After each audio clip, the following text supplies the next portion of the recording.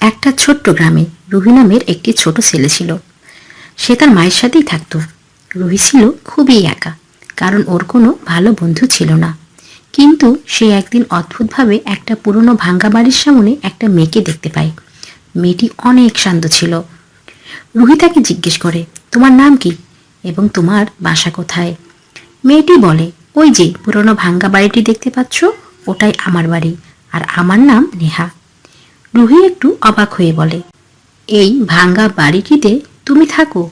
কিন্তু বাড়িটিতে এত ঝোপ ঝাড় জঙ্গল, দেখে তো মনে হয় এই বাড়িটিতে কেউ থাকে না। নেহা এই কথা শুনে একটু মুচকি হাসে। এরপর থেকে রুহি প্রায় প্রতিদিনই ওই ভাঙ্গা বাড়ির সামনে যায় এবং সেখানে তার নতুন বন্ধুর সাথে খেলা করে। তাদের খেলাধুলা গল্পগুজব সবই চলছিল।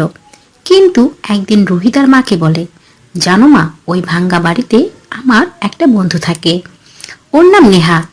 আমরা প্রতিদিনই একসাথে খেলা করি আর অনেক গল্প করি। রুহির মা এই কথা শুনে চমকে উঠল।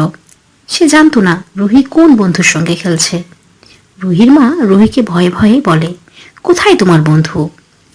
রুহি তার মাকে ভাঙ্গা বাড়িটি দেখিয়ে বলে, ওই তো আমার বন্ধু আমার সামনে দাঁড়িয়ে আছে। কিন্তু রুহির মা কাউকে দেখতে পাচ্ছে না। রুহি বারবার তার মাকে বলে, ওই তো আমার বন্ধু নেহা দাঁড়িয়ে আছে, দেখতে পাচ্ছ না?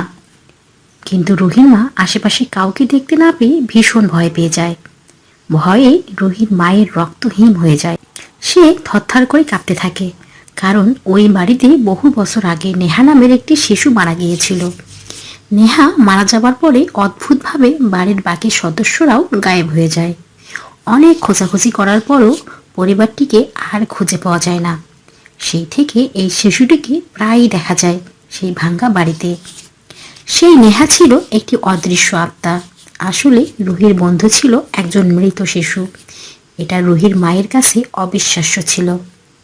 সেই রাতেই রুহির মা একজন ইমাম সাহেবকে ডাকে এবং সেই ইমাম সাহেব ওই ভাঙ্গা বাড়িতে অনেক দোয়া দরুদ পাঠ করে।